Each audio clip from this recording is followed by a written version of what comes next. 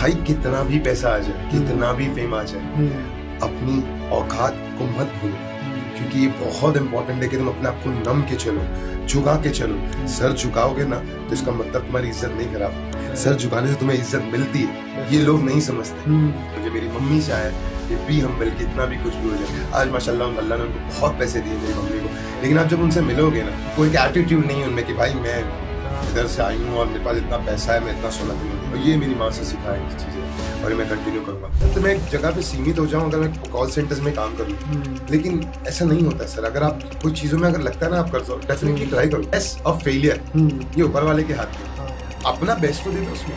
अगर आप ये सोचोगे कि नहीं यार मुझसे ये नहीं हो सकता, तो नहीं होगा सर। ये आपका माइंडसेट है जो आपको बोल देगा कि नहीं हो सकता। अगर आप बोले मैं ट्राई तो करूँ, और ट्राई करने के बाद अगर आपको थोड़ा इंटरेस्टिंग लग रहा है ना, तो यू शुड डू इट। मैं शाहरुख सर का एक इंटरव्यू देख रहा था, उसमें शाहरुख ने बोला था कि आप बेस्ट हो, आप उसको फॉलो करो, आप ग्रेटेस्ट होंगे, लेकिन मैं उससे थोड़ा बेटर हूँ। ये एक डायलॉग है उनका। मेरी शो हुआ था जहाँ पे 20 इयर्स कंप्लीट हुए थे वीर ज़ारा को, तो वो भी आप लोगों ने बहुत अच्छे से ऑर्गेनाइज किया। जी जी जी। नमस्कार दोस्तों, वेलकम टू यूथक्वेक।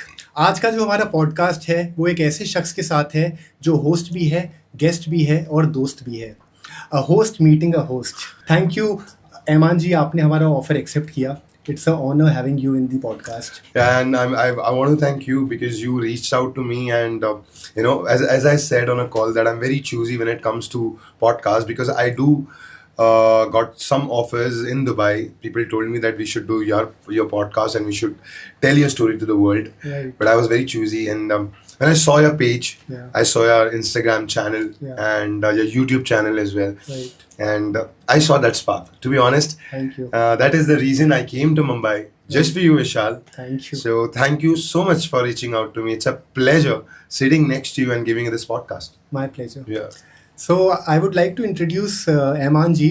ये एक आर्टिस्ट मैनेजमेंट है, सेलिब्रिटी होस्ट हैं, फैशन आइकन हैं और इवेंट एंड प्रोडक्शन स्पेशलिस्ट हैं। ये पर्सनल लाइफ और प्रोफेशनल लाइफ दोनों में ही एक हीरो हैं। अगर हम इनके पर्सनल लाइफ की बात करें तो इनकी जो दादी जी हैं वो उनका नाम है जो ये कहते हैं जो बीबी, और इनकी आंटी हैं जिनका नाम है मारियम। इनके फादर हैं जिनका नाम है उस्मान सैयद और इनकी मदर का नाम है सायरा। दो लोग ऐसे भी हैं जो इनके जीवन में बहुत ज़्यादा योगदान प्ले करते हैं। एक हैं अतर भाई और एक हैं इमरान कुरैशी। अगर हम हिंदू माइथोलॉजी को समझने जाएं, एक हमारे बहुत ही परम पूज्य भगवान जी हैं कृष्ण जी, उनको अगर हम जाने उनकी लाइफ को, तो कृष्ण जी को भी यशोदा माता ने संभाला, पाला पोसा। वैसे ही बीबी जो इनकी दादी हैं और मरियम, उन्होंने भी इनको उसी तरह से परवरिश करी और उनका बहुत बड़ा योगदान है इनके जीवन में, जो कि मैं मानता हूँ कि ऐसा सपोर्ट सिस्टम बहुत ज़रूरी होता है हर इंसान की ज़िंदगी में। पर्सनल लाइफ में ऐसा भी कुछ हुआ था इनके साथ जहाँ पे ये अल्कोहल, ड्रग्स, स्मोकिंग और ऐसे एक रिलेशनशिप में आ गए और दोस्ती के मामले में एक ऐसा माहौल बन गया था जो कि इनके लिए एक लाइबिलिटी बन गई थी, जिसको भी इन्होंने बखूबी पार किया। प्रोफेशनल लाइफ की अगर हम बात करें तो ये शाहरुख खान जी के फ़ैन हैं। फ़ैन तो कम बोल रहा हूँ मैं, ये एक एसी हैं उनके, क्योंकि शाहरुख खान जी को ही इन्होंने पढ़ा है। लोग बुक्स पढ़ते हैं, इन्होंने शाहरुख खान जी को पढ़ा है, और कहीं ना कहीं आज वो ऐसा इनका माहौल बन गया है, इनका मोमेंट बन गया है कि जब ये कहीं भी आते हैं तो लोग इनको शाहरुख खान जी से बहुत रिलेट कर पाते हैं। मुझे ऐसा लगता है कि फ़ैन 2 अगर दोबारा बनेगी तो हम ऐमान जी को एक्सपेक्ट कर सकते हैं उस मूवी में। इसी तरह से मैं चाहता हूं कि एक डायलॉग हम ज़रूर शाहरुख खान जी का याद करें, जो कि है, पिक्चर तो अभी बाकी है मेरे दोस्त। और जो इन्होंने उतार चढ़ाव इतने जो पार किए हैं, इसके बाद मैं ज़रूर कह सकता हूं कि ये डायलॉग इन पे ज़रूर फिट बैठता है। अगर आज की तारीख में 2025 में हम इनके अचीवमेंट्स को कहें तो वो एक तो इनका अवार्ड इन्होंने जीता है जो कि है आर्टिस्ट मैनेजर 2025 का और फैशन मॉडल 2025। ये दोनों अवार्ड इन्होंने रिसेंटली जीते हैं, जो कि बताता है कि इनका डेडिकेशन कितना स्ट्रॉन्ग है। मैं बहुत खुश हूँ कि ये हमारे पॉडकास्ट में आज मौजूद हैं और it is really my honour that I am having Aiman ji. So without waiting further, let me talk to the hero.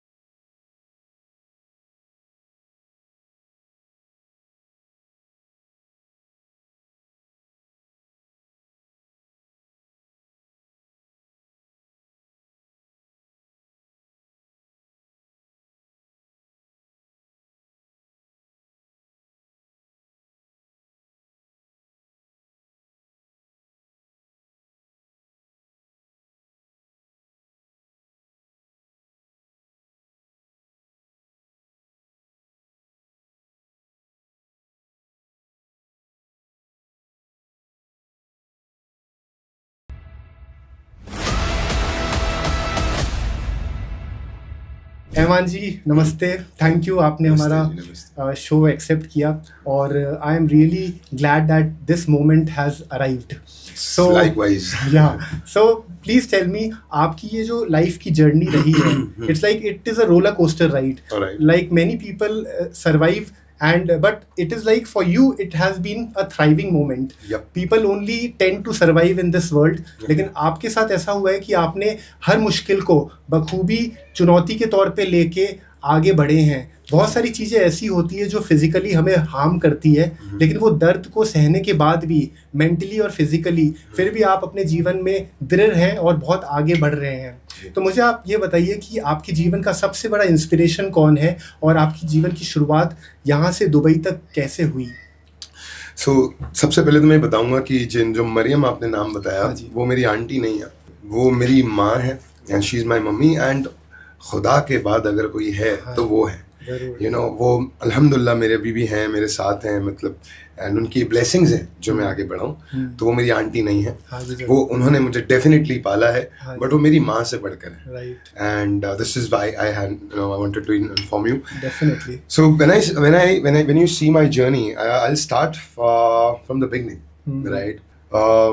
See, I born and brought up in a very lower middle class family, right? My father and जो मेरे daddy हैं, मेरी mummy, वो दूर के रिश्तेदार थे. When my father and mother got married, after a year I born, and वही साल में daddy was in a relationship with another woman, right? So वो जो मोमेंट था मेरी मॉम के लिए बड़ा डिफिकल्ट था. तो ये जब उनकी दूसरा बच्चा जो मेरा छोटा भाई है Syed Abdullah, I have 3 siblings, me, my brother and my younger sister Nada Sayyed, right? They both are married, alhamdulillah. And so जब मेरा छोटा भाई पैदा हुआ, exactly उसके कुछ टाइम बाद my father got married to another woman.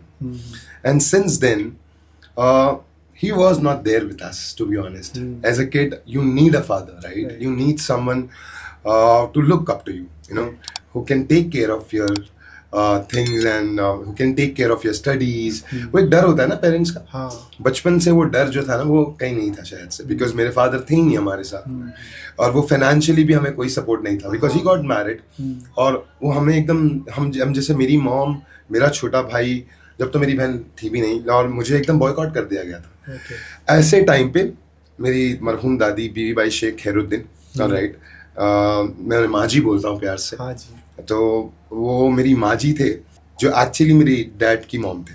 उन्होंने मेरी मॉम को, मेरी मम्मी को और मतलब मेरे भाई और हमको सोचा कि नहीं कि बच्चे कहाँ जाएंगे, मेरा बेटा तो शादी करके कहीं चला गया किसी और के पास, बट इनकी रिस्पॉन्सिबिलिटी कौन लेगा?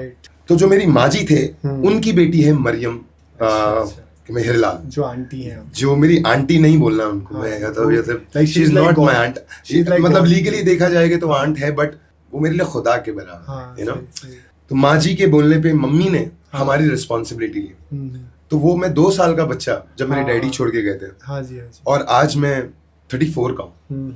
मेरे अगर आप ये कपड़े भी देख रहे हो तो ये कहीं ना कहीं सब उनके हैं, राइट? काइंड ऑफ इंस्पिरेशन अगर मुझे किसी से आया है तो डेफिनेटली मैंने ना अपने बचपन से ही इतने स्ट्रगल देखा हूँ मेरी फैमिली में, कि जब मैं पढ़ रहा था तो मैं स्कूल में था. सो बताया वो एक तो पहले जो मेरी रियल मॉम है सायरा, वो पढ़े लिखे नहीं है, और जो मेरी मम्मी है, जो मरियम भी है, वो कतर में रहते थे. अच्छा. मेरी दादी भी पढ़े लिखे नहीं थे, they both were uneducated.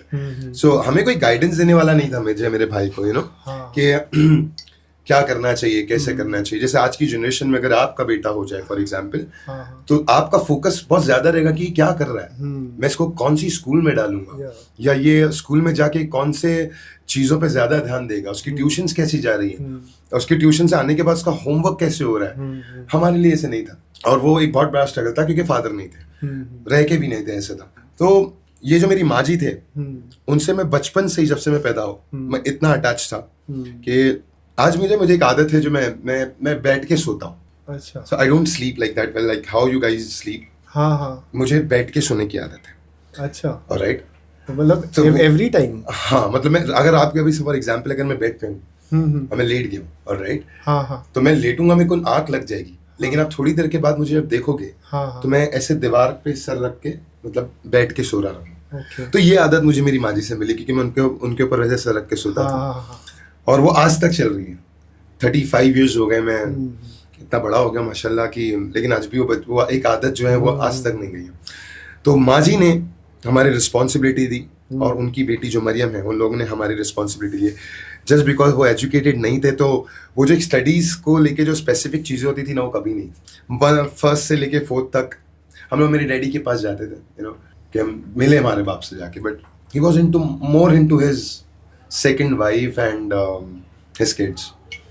That was I mean, वो जब इतने छोटे थे तो समझ नहीं आता, लेकिन आज एक एज के बाद ना यू फील दैट कि मेरा बचपन मेरे बाप के साथ नहीं निकला है, और मेरी माँ को पहले ही बेचारे वो कोई और संभाल रहे थे, तो माँ जी ने इतना प्यार दिया लाइफ में कि मेरी सगी माँ या मेरी मम्मी ने भी नहीं दिया, और उनकी वजह से हमारा आज वजूद है। मेरी पूरी फैमिली, मेरा भाई, मेरी बहन, मेरी मम्मी, या मेरे बच्चे होंगे या मेरे भाई के बच्चे होंगे, ये जो भी आज हमारी जो फैमिली अपकमिंग फैमिली हो रही है ना, ये सारे हर कोई एहसानमंद रहेगा। ये 2 लोमदा नाम के, एक बीबी भाई शेख खैरुद्दीन और एक मरियम जुमा हिलाल। तो टाइम निकलते गया, पढ़ाई में तो मैं वैसे भी थोड़ा, और जो मैं एरिया में रहता हूँ माहिम, वो थोड़ा है वैसे लोअर मिडिल क्लास फैमिली, हम लोग माहिम के दरगाह एरिया में रहते थे। तो एक वो जो साथ में दोस्तों का साथ भी मिला, विच वॉज नॉट गुड। सब थोड़े, डैडी का डर नहीं था, और दोस्त भी थोड़े ऐसे थे जैसे कि it was not great company to be with, और कुछ ऐसे भी नहीं थे कोई प्रोडक्टिव दोस्त थे भाई कि कुछ सिखा रहे हैं लाइफ में, गंदी गालियाँ, ये सब सिखाया। तो मैं एक नॉर्मल मोहल्ले में जैसे एक लड़का बड़ा होता है, मैं वैसे तो राइट, चीज़ें चेंज होती गई, और 5th स्टैंडर्ड में आया, फेल हो गया। 6th स्टैंडर्ड में वापस हुआ, फेल हो गया। 7th स्टैंडर्ड में आया, फेल हो गया। 8th स्टैंडर्ड में स्कूल से निकाल दिया, क्योंकि मैं बहुत ज़्यादा नॉटी था, मेरे को स्कूल से निकाल दिया गया। एंड उसके बाद फिर वाकई मेरी मम्मी जो थे, ये ऑल दीज ईयर्स पूरा A to Z सब वो संभाल रहे थे।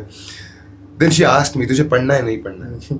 अब वो ऐसा था ना कि मुझे तो पढ़ना नहीं था, मेरा तो दिल कहीं और लगता था। और मैं बचपन से, when I started watching Sanjay Dutt. अच्छा, संजय दत्त का मैं इतना बड़ा फैन था कि जो स्कूल में हमारे, पता है कब वो होता है, एक इंटरव्यू होता है, तो मेरी आंटी ने बोला था कि ये बड़ा अच्छा गाना गाता है। अच्छा। जब स्कूल में एडमिशन के लिए इंटरव्यू होता है ना, तो मैं वहाँ जाके खलनायक का गाना गाया। अच्छा, वो जो यूजुअल इंटरव्यू, हाँ, जो स्कूल में इंटरव्यूज होते हैं ना बच्चों का, अब होते हैं नहीं पता, बट 90s में they used to take interviews of kids, तो मेरी कोई आंटी मेरे साथ गई थी, और उन्होंने बोला था कि बहुत अच्छा गाना गाता है, तो मैंने वहाँ पे गाना गाया था संजय दत्त का। तो लोग ने बोले थे नहीं बच्चा, बोले ये क्या है बच्चा, बोले ये गाना गा रहा है इंटरव्यू में आके। तो संजय दत्त का बहुत बड़ा I started with Sanjay Dutt, और बाबा के लिए आज भी deepest respect, he is my first love, right, first love. और उसके बाद मेरी माँ जी जो थे, जो शाहरुख खान की स्टोरी कहाँ से स्टार्ट हुई, वो मुझे बोलते थे, मतलब देखो मैं ना बहुत सावला जैसा बच्चा हूँ, बट हर माँ को ना अपना बच्चा कुछ अलग दिखता है, राइट। तो मुझे बोलते थे मेरा बेटा शाहरुख खान है। तो उनके जो वर्ड्स थे ना, ये मेरा बेटा शाहरुख खान है, वो दिमाग में इतने रह गए ना कि उस आदमी को मैंने, आई am not a fan, I leave that person inside. मैं जीता हूँ उनको अपने अंदर, उनके हर एक चीजों को फॉलो करता हूँ, बचपन से लेके आज तक, वो कितना भी हो। तो ये मूवीज और बॉलीवुड में काफी ध्यान था मेरा बचपन से, I was very much into Bollywood. आप मुझे 90s की कोई भी मूवीज का नाम पूछो, तो उनके डायरेक्टर से, म्यूजिशियन से लेके एक्टर से, सबके नाम बता सकता हूँ। कोई भी मूवी आप गेस कर लेना, मैं इतना पागल हूँ। और शाहरुख खान की नहीं, इन जनरल आप किसी की भी पूछो, मतलब मैं बॉलीवुड को लेके बहुत स्पेसिफिक चला हूँ, हर मूवी देखते थे, हर मूवी देखा हूँ। और अगर आप 90s का दौर देखो तो गोविंदा है, गोविंदा, अनिल कपूर, और ये सबको है ना, मतलब हम लोगों ने बचपन से देखा है। कितने ऐसे एक्टर्स हैं, जो राहुल रॉय नाम है शायद, बहुत अच्छा, मिथुन चक्रवर्ती, नहीं मिथुन तो हमारे टाइम पे तो ऑलमोस्ट जा चुके थे 91 के बाद में।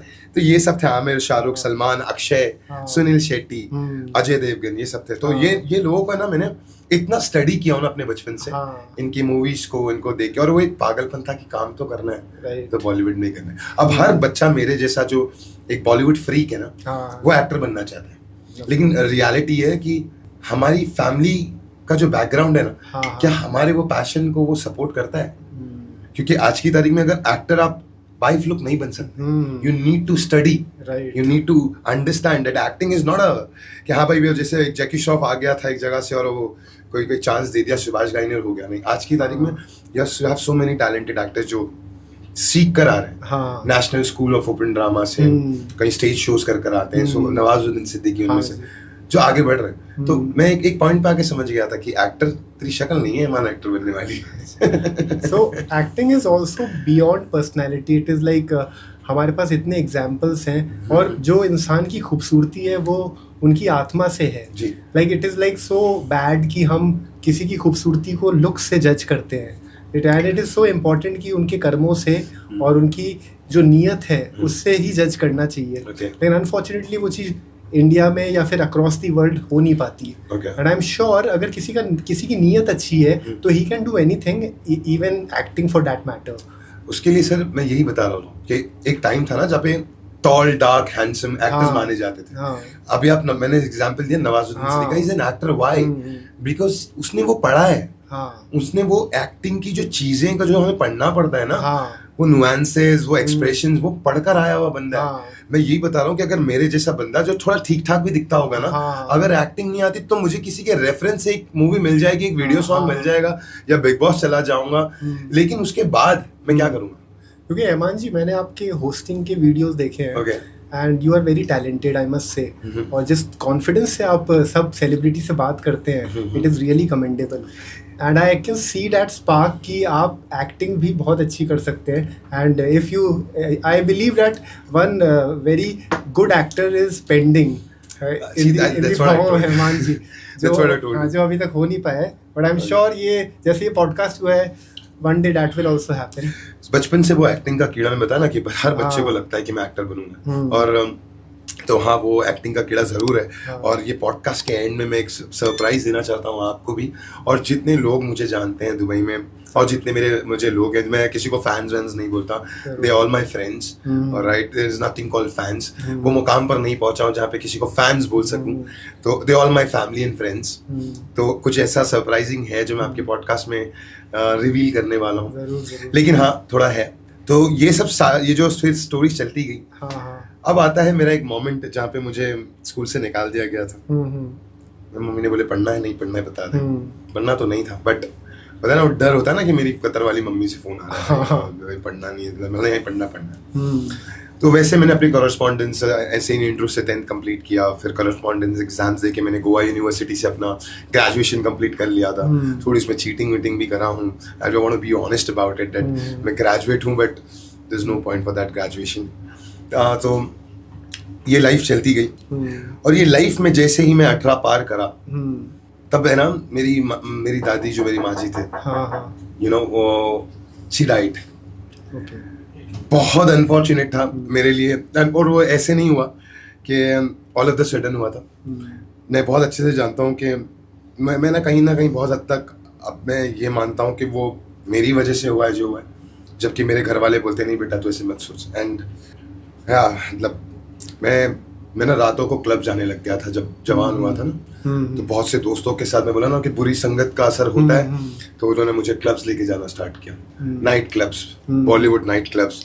अब मैं ये जितने भी टपोरी लड़कों के साथ मैं घूम रहा था, तो मुझे एक आदत बन गई थी कि मैं रात भर पार्टी करता था, सुबह 5 बजे घर आता था। ठीक है, 5 बजे घर आने के बाद ना मुझे थोड़ी भी लाइट अगर मैं सो रहा हूँ ना तो मुझे इरिटेट करती थी।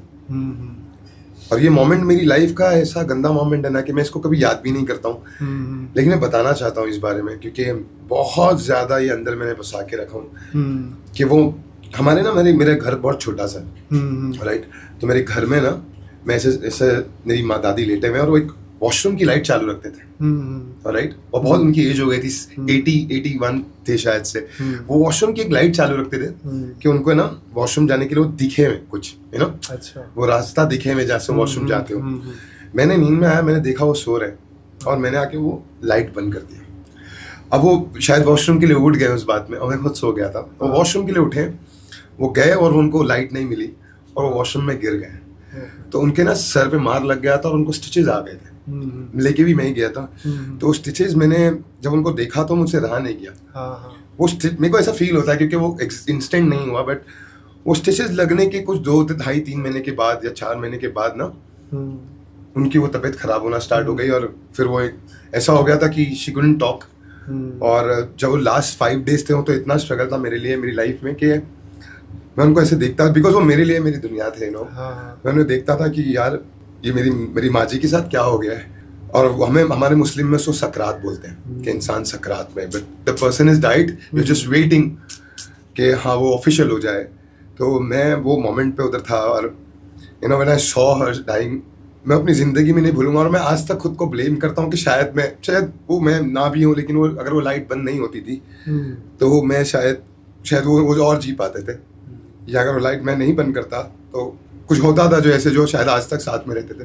हर बच्चा जो बहुत किसी को बहुत ज़्यादा चाहता है ना, ही वॉन्ट्स दैट, राइट, कि वो रहे उसके साथ। डेफिनेटली। तो ये मेरे वो आवारापन की गलती है या वो अल्लाह की मर्जी थी, आई डोंट नो। बट मेरी जो मम्मी है, जो उनकी बेटी है मरियम, वो मुझे हमेशा यही बोलते कि नहीं, ये अल्लाह ने लिखा हुआ होता है, तो तू अपने पे ब्लेम मत ले। लेकिन वो कहीं ना कहीं मेरे अंदर रहता है कि शायद वो लाइट ना बंद हुई होती थी तो और ज़्यादा टाइम मिलता मेरी माँ जी के साथ रहने के लिए, विच इज़ उनका जो इम्पैक्ट पड़ा मेरी लाइफ में जाने के बाद। क्योंकि एक डर था, वो बाप से नहीं था लेकिन वो दादी से ज़रूर था, वो मेरी माँ जी से ज़रूर था कि वो है। और वो जाने के बाद वो डर उड़ गया था। आई वॉज डिप्रेस्ड, और तभी से मेरे ये नशे के दौरान स्टार्ट हो गए। मेरे जितने दोस्त यार थे ना, वो एक एज ऐसी होती ना कि यू आर इमेच्योर्ड। मैं 21 साल का था जब मेरी माँ जी गए थे, अब मैं 35 का हूँ। और वो मुझे ना इरिटेट करता था अंदर ही अंदर, that she is not there. क्योंकि मैं घर में जाता था ना तो मुझे बड़ा प्यार करते थे। मैं जब उनसे पैसे मांगता था वो नहीं देते ना, तो हमारे वो एक पल्लू ओढ़ते थे, वो पल्लू के अंदर ना एंड में पैसे से गांठ बांध के रखते थे, तो मैं रात को जाके वो गांठ खोल के उनके पैसे निकाल लेता था, तो वो सब है ना, मैं घर में जाता था ना तो क्लिक करता था मुझे। और वो घर से फिर मैं अवॉइड करने लगा था। जब मैंने घर को अवॉइड करने लगा तो मुझे कुछ ऐसे दोस्त मिल गए जो मुझे नशे में ले गए। वहां से मुझे चरस, गांजे, कोकेन, ये सारी चीजें, दारू, मैंने सारी चीजें करना स्टार्ट किया। और उसके बाद ना लाइफ की बैंड बज गई थी यार। और आपको पता है वो एक एज में आप जब कहीं मतलब जब करते हो ना तो आपको बहुत कूल लगता है। सिगरेट भी वहीं से स्टार्ट हो गई। अरे यार मैं तो बहुत कूल हूँ, आई एम अमेजिंग, मेरे जैसा कोई नहीं। तो ये सारे मोमेंट्स को मैं ना रिग्रेट करता हूँ कि अगर मैंने वो मेरी 21 साल की उम्र से अपने आप को संभाला होता तो जहाँ पे मैं आज हूँ शायद मैं उससे बेटर होता, है ना। बट नेवरदलेस ब्लेसिंग्स है माँ जी की, ब्लेसिंग्स है माँ बाप की, खुद पे भरोसा है और खुद पे यकीन था, तो मैं जो कर पा रहा हूँ हो चुका है। और इंशाल्लाह मैं आगे और बढ़ूंगा, बिकॉज मैं इसमें रुकने वाला नहीं। But at the same time मुझे मेरी माँ की बात याद आती है, just be humble, be nice. Right. Aiman ji, जैसे हर इंसान के जीवन में एक टर्निंग पॉइंट आता है जहाँ से जिंदगी बदलती है। कुछ लोगों के जीवन में 2-3 टर्निंग पॉइंट आ जाते हैं। तो आपके जीवन का टर्निंग मोमेंट क्या रहा है? मेरे जीवन का टर्निंग मोमेंट था जब मैं दुबई शिफ्ट हुआ। राइट, मैं दुबई शिफ्ट कोई और वजह से हुआ था। So I was in a relationship and so एक 7-8 साल के एक रिलेशनशिप में था। कुछ गलतियां मेरी, कुछ गलतियां उनकी। She left me, she thought that कि I don't want to get into details कि क्या हुआ कैसे नहीं हुआ, बट बोथ दोनों जगह से दोनों की गलतियां थी। So she thought that we should end this up, and she went to Dubai. But वो बोलते हैं ना कि I was in love with her. So I thought that कि यार मैं अपने आप को एक चांस दे सकता हूँ and I can be a better person. Then I went to Dubai. That was a turning point. और दुबई में जाके जो भी हुआ, I don't have any hard feelings for her. I mean जो सक्सेस है आज मैं उसको मेरी कहीं ना कहीं उसमें उसका बहुत बड़ा हाथ है। और उसका रीज़न ये है कि अगर वो शायद ये सब नहीं करती तो मैं दुबई नहीं पहुंचता, और मैं दुबई नहीं पहुंचता तो मुझे अपॉर्चुनिटीज नहीं मिलती। So no hard feelings for her, I am very happy for her. By the way, she got married recently and I have utmost respect for her space, and yeah, so there was a point when we both were not right for each other, I believe. But yeah, we are still friends and I'm happy for her. Yeah. That what is really important, which is coming out of your personality, is that after having so many things which happened badly to you, with so much ordeals, you after suffering, you are still such a humble person. क्योंकि बहुत लोग ऐसे होते हैं जो तकलीफ देखने के बाद कोल्ड हो जाते हैं towards the society, towards everybody. But for that matter, you are a very humble person. विनम्र हैं आप, एंड यू अंडरस्टैंड कि नीचे से ऊपर बढ़ के कैसे फील होता है, तो आज भी वो चीज़ आपके अंदर है. So that is very important and I believe हमारी जो यूथ आज जो ऑडियंस देख रही होगी वो ये इस बात को समझेगी कि first of all they need to avoid things which are bad for them like substance abuse. और इसके अलावा उनको अपने लक्ष्य के लिए हमेशा क्लियर रहना चाहिए. उनको टाइम मैनेजमेंट भी बहुत इंपॉर्टेंट है कि वो उसको समझें, क्योंकि समय जो निकल जाता है वो वापस नहीं आ पाता. बिल्कुल. सो आप इस चीज़ को क्या कहना चाहेंगे? कैसे पता है सर कि एक एज पे, सर्टेन एज पे आके ना मैंने मेरी फैमिली से कुछ नहीं सीखा जो मुझे सिखाया जाता था. अच्छा पढ़ना, अच्छे लोगों के साथ उठना बैठना, कुछ नहीं सीखा. लेकिन मेरी मम्मी की एक बात याद है, जो मेरी कतर वाली मम्मी है, मरियम हिलाल, कि बेटा लाइफ में कितना भी आगे बढ़ जाओ, जो अल्लाह ने इतना दिया है ना तो भी वही रहना, या अल्लाह इतना देवे तो भी वही रहना. सो एक बात मैं अपनी माँ से सीखा हूँ और वो है कि be humble, be down to earth. ये चीज जो है ना, ये आज ठीक लगेगी, आज कोई फेम मिल रहा है, कोई आके फोटो ले रहा है, कोई ऑटोग्राफ मांग रहा है, सेलिब्रिटीज के साथ घूम रहा हूँ, ये ना एक नशा है. वो नशा जो है ना इंसान को एक एटीट्यूड क्रिएट करता है, जो मुझे, और मैं बहुत स्पेसिफिक इन चीजों के मामले में, कि जो लोअर मिडिल क्लास फैमिली से आया हूँ ना, वो वैल्यूज नहीं भूलना है. और जैसे आज बड़ा हूँ ना, लोगों से, किसी से सीख के, किसी को देख के, मैं डेफिनेटली चाहता हूँ कि लोग मुझसे वो सीखें कि भाई कितना भी पैसा आ जाए, कितना भी फेम आ जाए, अपनी औकात को मत भूलना. क्योंकि ये बहुत इंपॉर्टेंट है कि तुम अपने आप को नम के चलो, झुका के चलो. सर झुकाओगे ना तो इसका मतलब तुम्हारी इज्जत नहीं खराब होगी. सर झुकाने से तुम्हें इज्जत मिलती है, ये लोग नहीं समझते. तो आई am not egoistic at all. मैं आगे इंशाल्लाह और भी बढ़ूंगा. मुझे जो सामने से अप्रोच करते हैं, I will be very very available for them. And yes, ये मेरी फैमिली से आया है, मुझे मेरी मम्मी से आया है कि बी हम्बल, कितना भी कुछ भी हो जाए. आज माशाल्लाह अल्लाह ने उनको बहुत पैसे दिए मेरी मम्मी को, लेकिन आप जब उनसे मिलोगे ना, वो एक एटीट्यूड नहीं है उनमें कि भाई मैं इधर से आई हूँ और मेरे पास इतना पैसा है, मैं इतना सोना पहनूँ नहीं. और ये मेरी माँ से सीखा एक चीज़ है और ये मैं कंटिन्यू करूँगा. और मैं जनरेशन्स को, मेरी जो अभी की जो जनरेशन है, जैसे हम क्या कहते हैं, जेन जी. ऑलराइट, तो जेन जी से मैं ये बोलूँगा कि ये ड्रग्स में, ये नशों में, ये बाइक पे आवारागिरी करने में कुछ भी नहीं रखा है ब्रो. ये खाली एक टाइम पीरियड है जो मजा दे रहा है. एक सर्टेन एज पे आके ना रिग्रेट करोगे कि आज काश पढ़ लेता, काश मैं कुछ कर लेता, या तो मैं कुछ टैलेंट सीख लेता. So if you really want to be somewhere, जैसे मुझे पसंद है बॉलीवुड, इवेंट्स इंडस्ट्री, आर्टिस्ट लोग के साथ रहना. मैंने पढ़ा नहीं उस बारे में, तो मेरे से हर एक की लक नहीं हो सकती. अगर आपको वो चीज करनी है, सो प्लीज गाइस, आप उसके बारे में पढ़ें. You want to become a banker, study about it. If you want to become an actor, study about it. If you want to become an event specialist, learn everything about it. Complete your education and then go for it. ये ना, हम जैसे लोगों को देख के inspire होना अच्छा है, बट ये हर एक की नसीब नहीं होती है. आप पढ़ो, आप उस चीज़ों के बारे में पढ़ो और आगे जाओ, तो आपको पता चलेगा कि आप ग्रो करोगे. और डेफिनेटली सिर्फ पढ़ने से चीज़ नहीं होती है. विशाल, एक लक फैक्टर जरूर होता है, बट है ना, तुम्हारे में वो बेचैनी होनी चाहिए. कि मैंने रिसेंटली एक काम करा था, कुछ नहीं हो पा रहा था. मेरी मैनेजर बैठी है आफरा, she saw me, I was frustrated, but she said, you know what I mean, I like that frustration. कि अगर कोई काम नहीं हो रहा है, you frustrate about your work, your passion, that will give you result. So be frustrated, irritate हो जाओ कि मेरे साथ क्यों नहीं हो रहा है. घर में बैठने से, हवाई बातें करने से कुछ नहीं होने वाला है. भाई पढ़ो आगे और करो कुछ अपने में. Actually I also resemble with all these points. और बहुत अच्छा लगा था मुझे जब आपने एक्सेप्ट किया था, एंड व्हेन आई सॉ कि आप एक ऐसे इंसान हैं जो उन लोगों को भी सपोर्ट करते हैं जो लोग आगे बढ़ना चाहते हैं. ये बहुत ही रेयर क्वालिटी है आज की ज़िंदगी में, जहाँ पे लोग बहुत सेल्फिश होते जा रहे हैं. सो आई एम रियली हैप्पी कि आपने इस चीज़ को एक्सेप्ट किया.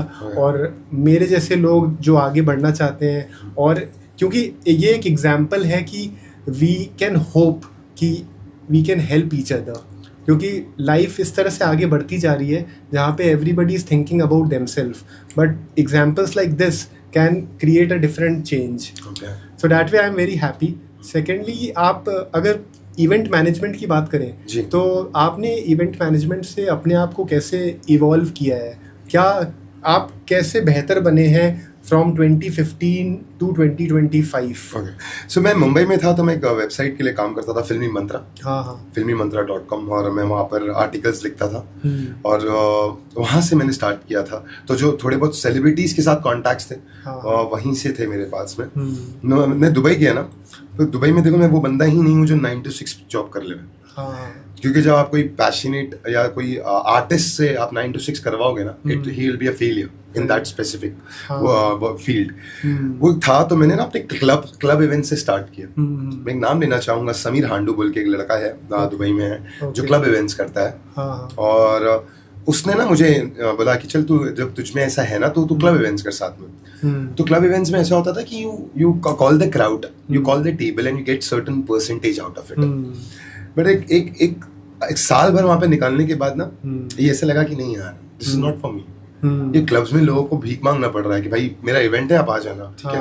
तो मुझे नहीं समझ आ रहा था वो, एंड लाइक ओके मैं नहीं करना। लेकिन मैंने इतने कॉन्टैक्ट्स बना लिया था क्लब से कि मुझे एक बहुत बड़ा इवेंट मिला, GMFL, which is global media fashion league in Dubai, और मुझे बैक स्टेज का मौका मिला as an artist manager.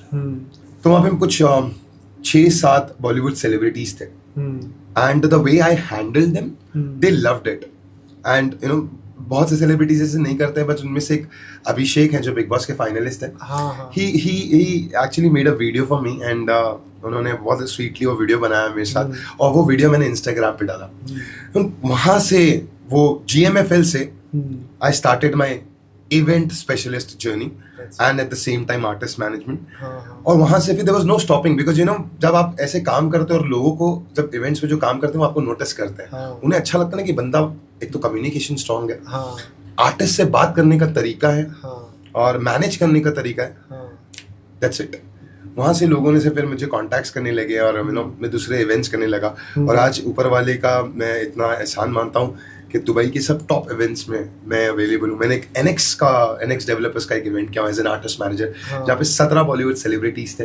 Back stage मैंने उनको मैनेज किया, जिसमें से सिद्धार्थ मल्होत्रा, अर्जुन रामपाल, और हमारी एली एवराम, नौरा फातेही, और बहुत सारे सेलिब्रिटीज थे जिनके हम नाम भी नहीं ले पा रहा हूँ बराबर से भी। तो आई am very bad with you know मैंने रिकलेक्टिंग द नेम्स। सो ये सारों को मैंने मैनेज किया। दे वर वेरी स्वीट, किसी ने स्टोरीज डाला, किसी ने क्या डाला। So this is how you get work in Dubai. And Dubai event industry is very competitive. Her second बंदा आपको गिराने की सोचता है, यू नो, बट आपको सोचना ही नहीं है। आपको लगता है कि अच्छा तू में से बेटर है, तू कर ले भाई। मैं शाहरुख सर का एक इंटरव्यू देख रहा था, उसमें शाहरुख ने बोला था कि आप बेस्ट हो, आप उसको फॉलो करो। आप ग्रेटेस्ट होंगे, लेकिन मैं उससे थोड़ा बेटर हूँ, यू नो, ये एक डायलॉग है उनका। मैं बहुत फॉलो करता हूँ उन चीजों को। मेहनत करो, अपना बेस्ट दो। शाहरुख सर के इंटरव्यू से मैं इतना इंस्पायर हूँ कि वो बोलते हैं कि सुबह उठो, उठने से आज ये सोचो कि I am the best, I am not here to compete, I'm here to rule, right? So मैं दुबई की इवेंट इंडस्ट्री को यही बोलना चाहूंगा, I'm not being arrogant, I'm not there to compete, I'm there to rule. Great. And watch me. Yeah, I just started. You don't have any idea what I'm gonna do in next 5 years. And with all the love and being humble, I'm gonna achieve my success on with my hard work. Very nice. Actually एक अभी show हुआ था जहाँ पे 20 years complete हुए थे वीर ज़ारा को, तो वो भी आप लोगों ने बहुत अच्छे से ऑर्गेनाइज किया जी था। जी जी। तो उस इवेंट के बारे में थोड़ा बताएं, और ये भी बताएं कि शाहरुख खान जी के साथ जब पहली मीटिंग हुई आपकी, तो वो कैसा मौका था, क्योंकि जो आपके लिए तो एक मैजिक जैसा होगा। सर ये जो टॉपिक आपने स्टार्ट किया ना, शाहरुख का जो टॉपिक है, मैं इसके आपको ना 2 दिन भी अगर आप मुझे आपके पॉडकास्ट में बिठाओगे ना, खत्म नहीं होगा, ठीक है। सो मैं शाहरुख सर का बहुत स्वीटली ऑन शॉर्ट रखता हूँ। शाहरुख सर को मैंने सबसे फर्स्ट टाइम घूमते में चंदा है गाना है कोयला मूवी में, उसके सेट पे देखा था। वो दूर से वो बिखरे बाल और वो बड़े बड़े बाल रखे थे उन्होंने। मैं फैन तो था ही, लेकिन SRK का जो क्रेज है ना वो अनबीटेबल स्टार्ट हुआ है दुबई से। मैं यहाँ पे मुंबई यूनिवर्स में नहीं था, मैं था भी लेकिन मैं नहीं जाता था। लेकिन खान साहब से पहली बार मैंने उनको देखा बहुत बार था कि आप 5वीं पास के तेज हैं के सेट पे मैं बैठा हुआ था, तब उनको देखा। लेकिन जब पहली बार उनको जाके गले लगाया तो वो एक हैरी मेट सेजल का प्रमोशन पे गए थे कहीं पे, तो वो एक क्लब से बाहर आए थे। तो मुझे पता था वो क्लब में, और मेरे को पता था जब तक मीडिया है वो बाहर नहीं आएंगे। तो 3:30 बज रहे थे, मैं बैठा था तब तक उनसे मिलने के लिए। तो जैसे वो बाहर आए, I just said I don't need a picture with you, I just want to hug you know a fan like me. आजकल है ना फैन उनके फोटोज के पीछे भागते हैं। हाँ यार क्या करोगे उन फोटोग्राफ मेमोरी के लिए? हाँ। यार उस बंदे को जिसको तुम प्यार करते हो उसको हाँ। गले लगाना चाहिए। Nice thought. तो मैंने ये बोला था sir I don't need a picture, I just want to hug you. और Shahrukh sir being Shahrukh sir, हाँ। उनकी जितना मैं उनके बारे में बोलूं उतना कम, वो इतने हम्बल है। वो आदमी जिस मुकाम पर है ना और जिस तरीके से अपने फैंस के लिए वो चीजें करता है ना, पूरी दुनिया में ऐसा कोई एक्टर नहीं है जो अपने फैंस के लिए करता है जितना रिस्पेक्ट, जितना प्यार। उनका बर्थडे से फैंस के लिए डेडिकेटेड होता है ना। तो उन्होंने मुझे गले लगाया और वो गले लगाने के बाद कुछ अलग से फीलिंग था। लेकिन अब मैं एसआर के यूनिवर्स की बात करना चाहूंगा, यूएई की स्पेसिफिकली। मैंने उन्हें ज्वाइन किया जवान के टाइम पे, और जवान से लेके आज तक फराज एंड प्रणव, ये 2 जन हैं जो एसआर के यूनिवर्स के एडमिन है। ये लोगों ने काफी प्यार और काफी सपोर्ट किया है मुझे आगे बढ़ने के लिए दुबई इवेंट इंडस्ट्री में, यू नो। तो वहां से एसआर के यूनिवर्स का सीन चालू हुआ और आज I am a very active member of that universe UAE family, alright. और जो भी मैं उनके लिए करता हूँ वो थोड़ा एक्सट्रीम करता हूँ। That is why they love me more, because dance हो, इवेंट्स हो, वो सब मैं करता हूँ। तो एसआर के यूनिवर्स का बहुत अमेजिंग सपोर्ट है हर चीजों में। तो आपकी फेवरेट मूवी कौन सी है शाहरुख की? इसके बाद जो आने वाली है किंग। अच्छा, so all the movies are favorite. Sir कैसे शाहरुख सर ने खुद बोला है, कैसे उन्हें पूछा गया था कि आपकी फेवरेट मूवी कौन सी है, तो शाहरुख सर ने वो बोलते हैं कि जो इसके बाद आने वाली है। तो उनकी कोई पिक्चर्स को मैं राम जाने का फैन हूँ। आपने शायद राम जाने देखी होगी। मैंने देखी है। लोगों को कुछ किसी ने मैं बीच में एक इंटरव्यू देखा था कि राम जाने में थोड़ा ज्यादा हो गया था। भाई राम जाने में मुझे इनकी एक्टिंग बड़ी पसंद है। मैंने उनकी गुड्डू पिक्चर देखा हूँ, ओ डार्लिंग ये है इंडिया देखा हूँ। सो आप मुझे बोल ही नहीं सकते कि अगर मैं शाहरुख का फैन हूँ ना, तो अगर कोई ऐसी मूवी उन्हें की भी होगी ना, एवरेज होगी, वो मुझे फिर भी अच्छी लगती है।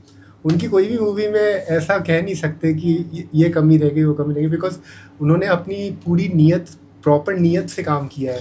And he is such a honest person, that is very important. I also want to tell the same thing for you, क्योंकि होता क्या है कि आपने अपनी पढ़ाई लिखाई की बात करी कि you could not get education properly, लेकिन उस सब के बावजूद भी आप एक ऑनेस्ट इंसान है। आज की तारीख में ऑनेस्टी सबसे ज़्यादा इम्पॉर्टेंट है। लोग बहुत पढ़ लिख लेते हैं, फिर भी झूठ बोलना, डिसऑनेस्ट होना कितना आसान है उनके लिए। और आपने अगर एजुकेशन नहीं भी पाई, लेकिन आपके जो वैल्यूज़ हैं, जो बीबी, जो आपके दादी माँ जी हैं, और जो मरियम है, जो अम्मी जैसी हैं, आपके अम्मी ही हैं भगवान के, हाँ दुनिया है आपकी।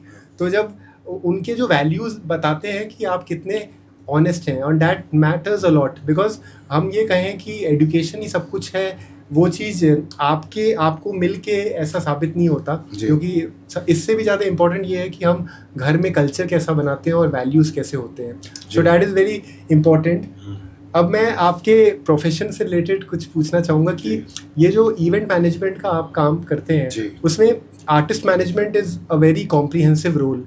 तो इसमें आप कौन से चैलेंजेस ज़्यादा फेस करते हैं, और ऐसी कौन सी कठिनाई है जो आपको लगता है कि ये अनप्रेडिक्टेबल है? और क्योंकि है तो अनप्रेडिक्टेबल पूरा का पूरा काम कि एनीथिंग कैन हैपन, तो इसमें सबसे इम्पॉर्टेंट चीज़ क्या है जो आपको लगता है कि सबसे डिफ़िकल्ट मोमेंट हो जाता है इस पूरे मैनेजमेंट में?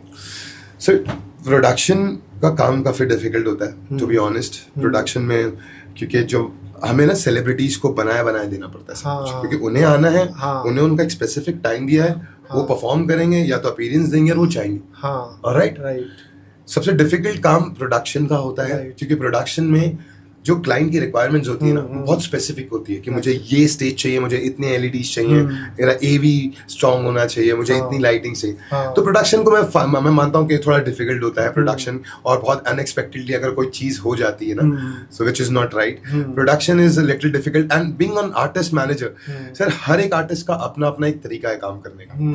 मैंने ऐसे बहुत आर्टिस्ट के साथ काम किया जो दे आर वेरी इजी, जिनको मैं एयरपोर्ट लेके गया हूँ, एयरपोर्ट से लिया हूँ, सेट पे ले गया हूँ, उनका अपीयरेंस हुआ है, they are done, they are good to go, alright, I mean thank you, take care, bye. But कोई आर्टिस्ट ऐसे होते हैं ना जो बहुत डिफिकल्टीज देते हैं, बहुत डिफिकल्ट करते हैं। Don't want to name them, but या कोई है ऐसे लोग।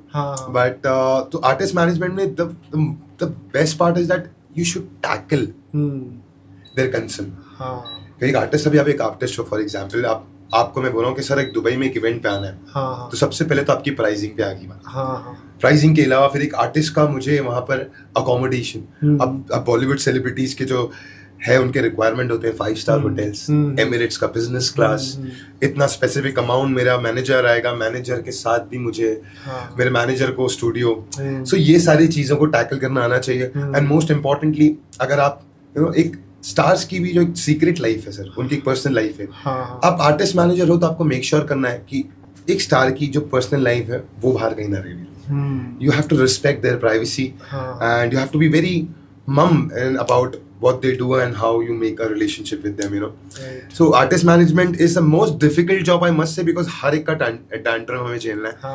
आपका भी अगर आप सेलिब्रिटी हो तो, और क्लाइंट का भी जिसके रिक्वायरमेंट है, इनके बीच में बैठा हूँ मैं। क्लाइंट ने इतने रिक्वायरमेंट दिया है, मुझे उससे वो निकालना है, और वो स्पेसिफिक टाइम में कुछ, फिर कैसा होता है क्लाइंट बुला तो लेते हैं सेलिब्रिटीज को, फिर सेलिब्रिटीज को देख के एक्साइट भी हो जाते हैं कि मन इनसे ये भी करवा लो ना, कि पैसे आपने बहुत कम दिए, फिर ये भी कराना है, और ऊपर से फिर टाइम कंज्यूमिंग होता है। और दूसरी बात ये है कि जब when a star comes to Dubai, a lot of you know you have to make sure that जितने भी जो फोटोज निकालने आ रहे हैं, साथ में आ रहे हैं, they keep that different space for them, right? So ये है आर्टिस्ट मैनेजमेंट का काम, और जो मैं फाउंड करता that's very difficult. So it's important to bridge the gap जो है between client and the celebrity, क्योंकि उनकी क्लाइंट की एक अलग रिक्वायरमेंट है, सेलिब्रिटी की अलग रिक्वायरमेंट है, तो दोनों को मैनेज करना इक्वली, दोनों को इक्वली इम्पोर्टेंस देना बहुत चैलेंज हो जाता है। चैलेंज है सर, लेकिन अभी कैसा हो गया कि इतने साल दुबई में रहने के बाद, इतना काम करने के बाद ना, it's become easy, I know how to tackle both of them. तो क्लाइंट के साथ मैं अभी कैसा, पता है, मैं बहुत स्पेसिफिक पूछा कि आपका ये रिक्वायरमेंट है, आप मुझे अपने डिलीवरेबल्स बताओ, इससे ज्यादा कुछ नहीं होगा। और मैं उन लोगों के साथ काम ही नहीं करता हूँ सर जो मुझे ना दिक्कत दे, क्योंकि अभी रिसेंटली एक बंदे के साथ काम किया हूँ पैसों को लेके, और दुबई की इवेंट इंडस्ट्री में से बहुत से फ्रॉडस्टर्स भी हैं, specifically clients, not celebrities but those clients जो सेलिब्रिटीज को बुला लेते हैं दुबई आधा पैसा देके, फिर जो बाकी की पेमेंट है ना सर, उसके लिए बहुत दिक्कत होती है। सो मैं ऐसे लोगों के साथ काम नहीं करता। है ऐसे कुछ बेवकूफ लोग दुबई में जो, जिनका मैं नाम नहीं लेना चाहता हूँ, बट है। तो या ये जो गैप है ना, इसमें एक आर्टिस्ट मैनेजर का काम बहुत इंपॉर्टेंट है कि कैसे हम दो जन को खुश रख सकते हैं eight the same time. Valid point. हाँ, ऐसे लोगों के साथ काम करने का कोई मतलब नहीं है जी, because they should be reliable and trustworthy. और दुबई में ऐसे आपको बहुत मिलेंगे सर, बहुत मिलेंगे। अभी भारत में जैसे बहुत लोग दुबई जाते हैं जी, तो ये सुनने में आता है कि वहाँ जाके उनको बहुत समस्या मिलती है कि उनको बॉन्ड साइन करवा लेते हैं, पासपोर्ट सीज कर लेते हैं। तो वहाँ पे ज़्यादातर मैंने सुना है कि बहुत इश्यूज होते हैं। कोई इंडियन अगर दुबई चला गया तो वापस आना मुश्किल हो जाता है और बहुत फंसे हुए। ऐसी आप इस बारे में कुछ रोशनी डालें। सर ये पहले होता था, जो कफील का जो थीम चीज चलती थी कि अगर मैं जा रहा हूँ तो मेरा एक कफील होगा, वो कफील मेरा एयरपोर्ट से पासपोर्ट ले लेगा और फिर वो 2 साल का जब तक कॉन्ट्रैक्ट खत्म नहीं होगा। लेकिन अभी I am very proud to say that Dubai government has done exceptional job. उनके लॉज बताते हैं कि if you are an employ, employer can not keep your documents, passports, and it's a strict law there, very strict law. हर salary जो, for example अगर मेरी company है और मुझे आपको सैलरी देनी है तो मैं आपको डायरेक्ट नहीं देता हूँ, मैं गवर्नमेंट से WPS होता है, तो पहले गवर्नमेंट के पास जाता है और गवर्नमेंट का प्रूफ रहता है कि हमने उसको सैलरी दी है। दुबई का एक बहुत अच्छी चीज है हमारे मुंबई में नहीं है कि अगर आपको टर्मिनेट कर देते हैं ना आपके जॉब से, सो एम्प्लॉयर हैज टू पे 1 month or a 3 month salary to that person so that he can survive in that country because बहुत एक्सपेंसिव है वहाँ पे अकोमोडेशन। लोग यार मैंने देखा हूँ छोटे छोटे ऐसे है ना बेड स्पेस और पार्टीशंस में रहते हैं और वो बहुत एक्सपेंसिव है सर। अगर आप यकीन माने तो मैं एक एग्जांपल देता हूँ, 2000 दिरहम में you just get, I mean just a bed, 2000 dirham is almost 50,000 Indian rupees. So life difficult है अगर सैलरी अच्छी नहीं है तो, लेकिन अगर आप ये बोलोगे कि लोग फंस जाते हैं तो ये वो जमाना नहीं है जहाँ पे लोग फंसते हैं। आप एयरपोर्ट से लेके आप रिटर्न जाने तक पासपोर्ट आपके पास है। Dubai has done fantabulously well and there is no problem for Indians at this moment. Yes, पहले था सऊदी में या कुवैत में, but अब Dubai is one of the most safest country in the world and all thanks to the respected you know honor the ruler of Dubai and people can stay their own life. The girls are the most safest there. आप मुंबई में, अभी भी मैं मुंबई को भी safest मानता हूँ लड़कियों के मामले में, लेकिन आप दुबई में आप कहीं भी रात को निकल जाओ, आपको कोई कुछ नहीं कर सकता है सर, कोई बदतमीजी नहीं हो सकती आपके साथ में, लॉज वैसे हैं। यहाँ पे हम मुंबई में ट्रैफिक में हम गाड़ी चला सकते हैं, लेकिन दुबई में हम वैसे नहीं कर सकते क्योंकि फाइन ही इतने सारे आते हैं ना sir. So I think Dubai is the best place in the world. I love Mumbai. वो शाहरुख सर का एक डायलॉग है कि मुंबई मेरी माँ है और दिल्ली मेरी माँ है, मुंबई मेरी महबूबा है। तो जैसे मुंबई मेरी माँ है, दुबई मेरा महबूबा है, ऐसा है। आई एम श्योर अब जो ऑडियंस है उनको जो गलत फहमियां भी हो गई होंगी तो वो दूर हो जाएंगी। जी जी जी, प्लीज आप बेफिक्र आएं। Dubai is a very safe. आप कोई जॉब पे भी लगकर आ रहे हैं, किसी के थ्रू भी आ रहे हैं, you have all the rights to speak against them, to take your decisions, and if you are not liking something, there are police stations, there are laws which you need to follow and everyone has to follow. Dubai is one of the most safest place in the world. तो ऐसा कोई experience बताइए जो कि आपके लिए बहुत memorable है, क्योंकि रिसेंटली आप मॉडलिंग इंडस्ट्री में भी आए जी, हैं। जी, जी, क्योंकि जी, ये जी, बहुत बड़ा मोमेंट होता है जी, जब अपन पहली बार रैंप वॉक करते जी, हैं। जी, जी, और after working so hard for so many years and handling so many roles, event management, artist management, सब कुछ करने के बाद ये जो आपने स्टेप लिया मॉडलिंग का, तो ये लाइफ में कैसे आया? सर कैसा था ना, मैं थोड़ा डार्क हूँ और मैंने बीच में बहुत मोटा था, मैं बहुत वेट है, और कुछ लोग मतलब मैंने ना थोड़ा वजन गिराया अपना, उसके बाद ऐसा लगा कि ना I can do it, that is how. ऐसे बहुत सारे लोग हैं दुबई इवेंट इंडस्ट्री में जो मुझे बताते थे कि मैम यार थोड़ा ठीक ठाक दिखता है, मॉडलिंग ट्राई कर। तो मैं इन्फ्लुएंसर तो था ही पहले से, और अब जाके मैंने अपना फर्स्ट रैंप वॉक किया था recently, and very happy, lot of applauds and appreciation I got. So और उसके लिए यही ईयर में मुझे बेस्ट फैशन आइकॉन का अवार्ड मिला, लेकिन वो फैशन आइकॉन मेरी मॉडलिंग से डिपेंड नहीं। Fashion icon the way I wear my clothes, मैं अपने आप को कैसा प्रेजेंटेबल रखता हूँ, my hairstyle and my choice of clothes I have, how I look. तो ये बंदे को ना, बंदा अगर एवरेज लुकिंग भी हो ना, if you know how to dress well, he look good. So मैं बहुत सारे यंगस्टर्स को भी बोलता हूँ कि नो कुछ बनने से पहले ना यू शुड ड्रेस वेल, अच्छे से कपड़े पहनो, ज्यादा लाउड भी नहीं होना चाहिए, and you should look good. मुझे कोई बोलता है मैंने थोड़ा तुझ में और डिसेंसी में थोड़ा फर्क है, मैंने बोला मैंने अपनी लाइफ के ना 25-30 साल डिसेंसी में निकाल लिया। It's my time and my way to wear cloth. बहुत लोगों को जो यंगस्टर्स हैं उनको मैं रिलेटेबल लगता हूँ, लेकिन कुछ जो अब 40+ हैं शायद उनके लिए मैं रिलेटेबल ना हूँ मेरे हेयर स्टाइल या मेरे लुक्स को लेके।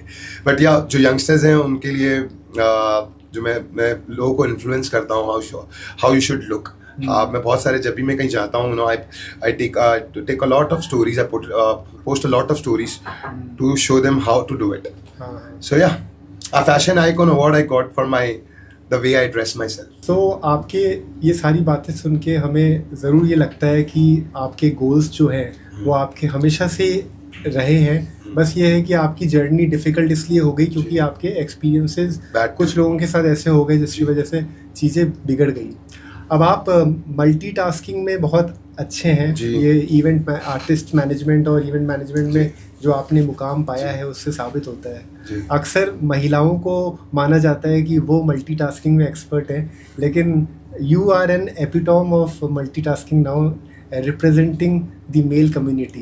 So that is something which will change the odds, and I am happy कि आप इस तरह से भी एक एग्जाम्पल बनते जा रहे हैं। तो आपने इतनी सारी चीज़ें जो करी हैं, तो आपको ऐसा लगता है क्या कि लाइफ में मल्टीटास्किंग होनी चाहिए या नहीं होनी चाहिए? क्योंकि आजकल के बहुत लोग बहुत सी चीज़ें कर रहे हैं, और क्योंकि वो लोग ओवर एम्बिशियस होते हैं इस वजह से भी वो काफ़ी चीज़ें चुन लेते हैं, तो वो उनके लिए परेशानी भी बन जाता है। तो आप इस चीज़ को किस तरह देखते हैं कि क्या अपने को एक चीज़ में फोकस रहना चाहिए, जैसे शाहरुख खान जी ने अपनी लाइफ में रहे हैं, एक ही इंडस्ट्री में इतना आगे बढ़े हैं, या फिर जनरेशन टू जनरेशन ये चेंज हो जाता है? सर मैं ये नहीं मानता हूँ कि एक ही चीज़ में फोकस करो तो आप बहुत सीमित हो जाओगे कोई चीज़ों में। जैसे आज आप पॉडकास्ट कर रहे हो, एक टाइम आएगा जब आपको भी कुछ बड़ा करना होगा, आपको सेलिब्रिटी इंटरव्यूज करने होंगे, राइट? आप सिर्फ पॉडकास्ट नहीं करना चाहते हो। शाहरुख सर ने कभी भी सिंगल चीज़ों पे फोकस नहीं किया। अगर आप देखो, he started as an actor, he is a producer, he is a businessman, और क्रिकेट की टीम उन्होंने ली भी है, वर्ल्ड वाइड उनके बिजनेस चल रहे हैं। So he is just not an actor. मैं अगर आप देखो सर, तो मैं एक जगह पे सीमित हो जाऊं अगर मैं कॉल सेंटर्स में काम कर लूं, लेकिन ऐसा नहीं होता सर। अगर आप कोई चीज़ों में अगर लगता है ना आप कर दो, डेफिनेटली ट्राई करो। देखो सक्सेस और फेलियर ये ऊपर वाले के हाथ में। हाँ, अपना बेस्ट तो दे दो उसमें। अगर आप ये सोचोगे कि नहीं यार मुझसे ये नहीं हो सकता तो नहीं होगा सर। ये आपका माइंडसेट है जो आपको बोल देगा कि नहीं हो सकता। अगर आप बोले मैं ट्राई तो करूं, और ट्राई करने के बाद अगर आपको थोड़ा इंटरेस्टिंग लग रहा है ना तो यू शुड डू इट।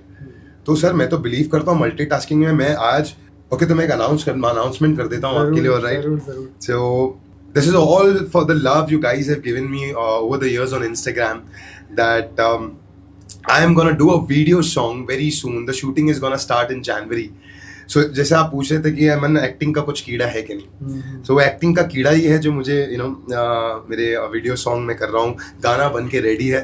मैं बहुत टाइम से गाना रेडी था एक्चुअल में, लेकिन कैसा है दुबई की जो धूप है ना, जो गर्मी है ना, आप वहाँ पे शूट नहीं कर सकते इतनी, बहुत इरिटेटिंग होता है। तो जनवरी में it's my birthday on 18 January, and after my birthday I will be shooting for that song, and inshallah by the end of Feb I will bring a love song which I'll be in the lead, and I've not decided who's gonna be the actress in that, but yeah, it is producing. I'm the producer for that song. I bought this songs right from someone, so I have this song with me. I don't want to reveal the name of the song right now because I'm exclusively wanted to give this detail on your podcast to all my love. As I said, I don't have fans. To my friends and my family members on Instagram and anywhere you guys are watching me, wait for my video song. It will be amazing, I'm telling you. I'm gonna make sure I'll give my best with it.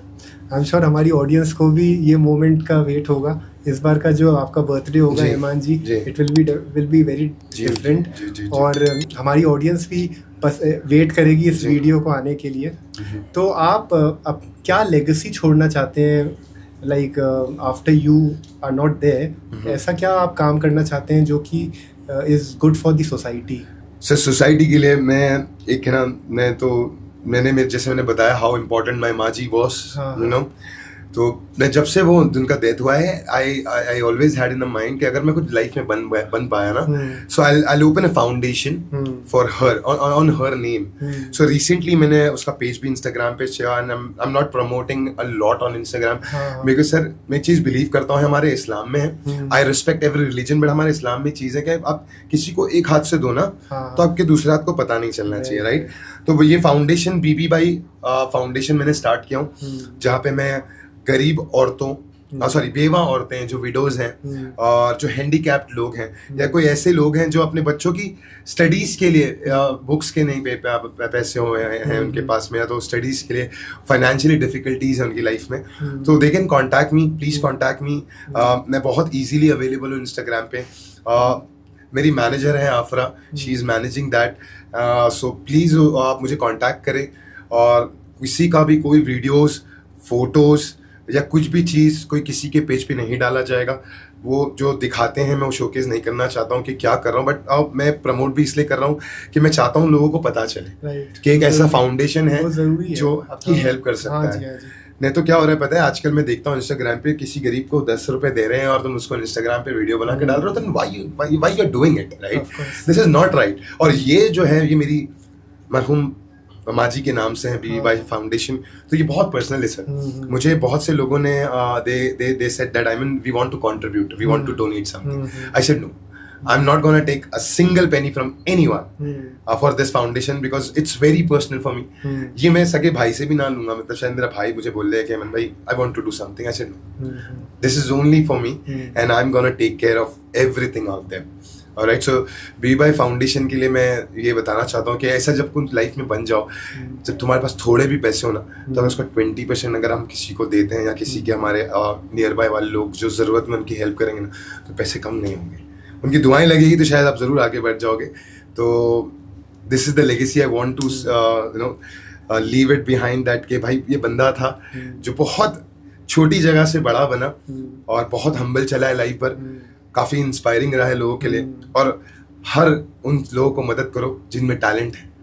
Sir मैं जैसे मैं बता रहा था आपको कि मैं चाहता हूँ वो लोग मुझे कांटेक्ट करें जिनको लगता है वो आगे बढ़ सकते हैं, और मुझमें अगर मुझे लगा ना कि ये मेरे जैसे पागल हैं वो चीज़ करने के लिए, मैं आपकी हेल्प करूँगा, डेफिनेटली करूँगा। बहुत अच्छा लगा ये सब बातें आपकी सुन के। हाँ, तो आई बिलीव जैसे शाहरुख खान जी का बहुत ही नेक दिल है और सलमान खान जी का भी बहुत जेनरस हार्ट है, जहाँ पे वो इतना कुछ करना चाहते हैं, करते भी हैं, जो कि बिना एक्सपेक्ट किए कोई चीज़। वैसे ही आप भी एक ऐसे एग्जाम्पल बन रहे हैं जो इस फाउंडेशन के साथ अच्छा काम करना चाहते हैं। बिल्कुल, आई am really happy for you. And मेरा पॉडकास्ट और मैं आपके गुड हेल्थ के लिए कामना करेंगे। आप अपना ध्यान रखिए और आगे अपने सारे गोल्स को अचीव करिए। And I have good hopes कि आप अपने गोल्स को ज़रूर अचीव करेंगे। You are a very talented and ambitious person and I can see that कि जो चीज़ आप कह रहे हैं वो आप ज़रूर कामयाब होंगे उस चीज़ में। इंशाल्लाह सर, मैं कामयाब फॉर श्योर होऊंगा, क्योंकि दुआएं बहुत साथ है। किसी के साथ कभी बुरा नहीं किया हूँ और दिन रात एक कर रहा हूँ खुद को आगे बढ़ाने में।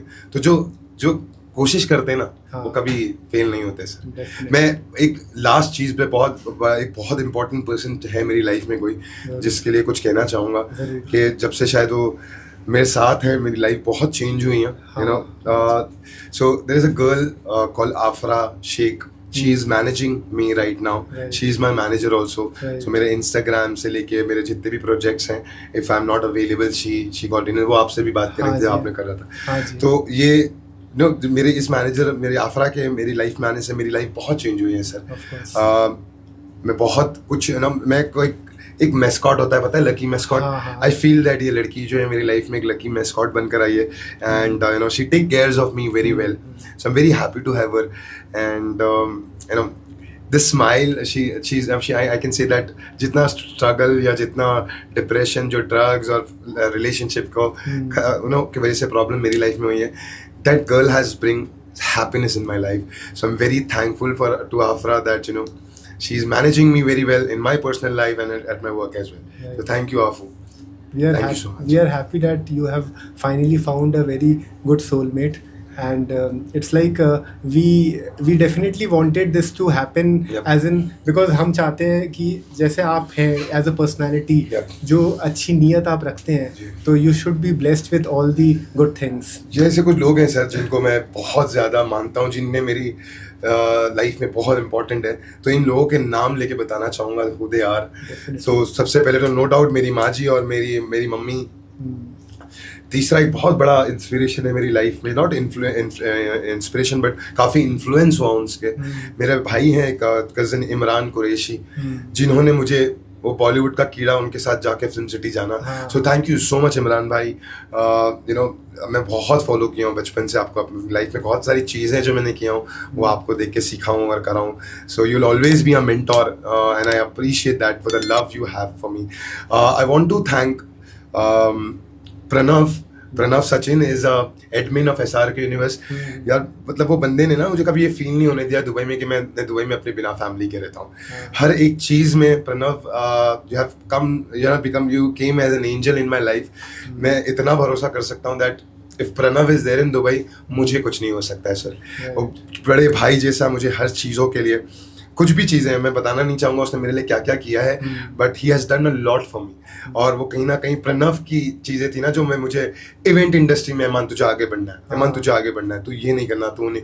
तो थैंक यू सो मच भाई, you have been someone very special in my life. Then Afra का मैंने बताया, मेरी बहन है, मेरे भाई, मेरा छोटा भाई है, ये लोगों ने भी मुझे काफ़ी सपोर्ट किया है। और बहुत से ऐसे लोग हैं सर, अतर भाई जिसकी आपने बात की थे, अतर भाई का थैंकफुल हूँ जिन्होंने मुझे पहली अपॉर्चुनिटी दी थी जॉब के लिए। और वो जो लड़की थी जिसके बारे में मैं बताना नहीं चाहता हूँ ज़्यादा discuss, she got married, but I really want to thank her as well sir. आप ये प्लीज़ अपने पॉडकास्ट में डालना that whatever happened it happened, and you know maturity इसमें है कि गलतियाँ हमारी दोनों की थी and we both moved on. And thank you so much, because अगर शायद तू ना मुझे तूने मुझे अगर वो चीज़ें नहीं कराई होती, मैं दुबई नहीं आता, और दुबई आके मैं जो आज बैठा हूँ, चाहे इंटरव्यू भी दे पा रहा हूँ, वो नहीं हो पाता। So thank you so much, no hard feelings for you, I respect you a lot. So ये लोग हैं जिन्हें मैं पर्सनली थैंक यू करना चाहता हूँ। बहुत बड़े इंस्पायरिंग लोग हैं लोग मेरी लाइफ में sir. So thank you guys, I love you and for you all I am always there. Thank you Iman ji, ये पॉडकास्ट बहुत अच्छा लगा हमें, और आपके साथ समय बिता के, आपको जान के बहुत सी चीज़ें समझी हमने, और जो BBY फाउंडेशन है उसके बारे में जान के भी बहुत अच्छा लगा कि आप इतना नेक काम करने वाले हैं। जी सर। सो थैंक यू, आप पॉडकास्ट में आए, एंड आई होप हम जीवन में कभी आगे पॉडकास्ट करें। सो फॉर श्योर आप दुबई आएंगे, से अभी जुड़े। आपको मैं भी दुबई बुलाऊंगा, हम आप जरूर वहां पर आएंगे और आप करेंगे। सो thank you so much guys and everyone जिनका मैं नाम भी भूल गया हूँ, please follow Vishal. Vishal is doing a fantastic job. मैं बहुत रेयर लोगों के पास अपने इंटरव्यूज को बहुत सिलेक्टिव हूँ अपनी चीज़ों के लिए, लेकिन विशाल में वो टैलेंट है। Vishal, on this recorded line I want to say that if you need someone like an younger brother, I am always there for you. और अगर ऐसा कोई अपॉर्चुनिटी लगी जहाँ मैं आपको आगे बढ़ा सकूँ तो डेफिनेटली बढ़ाऊंगा। तो thank you so much Vishal, it was pleasure meeting you brother, you are doing a wonderful job. Thank you for your kind words. So I am sure हमारी ऑडियंस को ये पॉडकास्ट बहुत पसंद आया होगा। ये पॉडकास्ट हम हमेशा से करना चाहते थे, क्योंकि हम एक ऐसे सेलिब्रिटी को इस पॉडकास्ट में लाना चाहते थे जो अपने जीवन को इस तरह से हर मुश्किल वक्त से आगे बढ़ने का एक इंस्पिरेशन बन चुके हैं और बहुत नेक काम कर रहे हैं। सो आई एम श्योर हमारे ऑडियंस को ये पॉडकास्ट ज़रूर पसंद आया होगा और आगे भी हमारे पॉडकास्ट आप देखते रहिएगा। यूथक्वेक इस पॉडकास्ट का नाम है, जिसका मंत्रा है discipline is greater than motivation, और हमारे जो गेस्ट हैं वो इस बात को साबित करते हैं। So stay tune for the next podcast. Thank you.